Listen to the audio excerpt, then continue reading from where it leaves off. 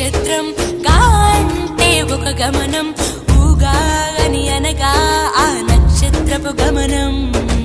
ఊగాది అనగా నక్షత్ర గమనాన్ని లెక్క కట్టడం ప్రారంభించిన రోజు అని అర్థం. తెలుగు జాతికిది శ్రీకారం, ఇదే కొత్త మన సంవత్సరం. ఉగాది సృష్టికి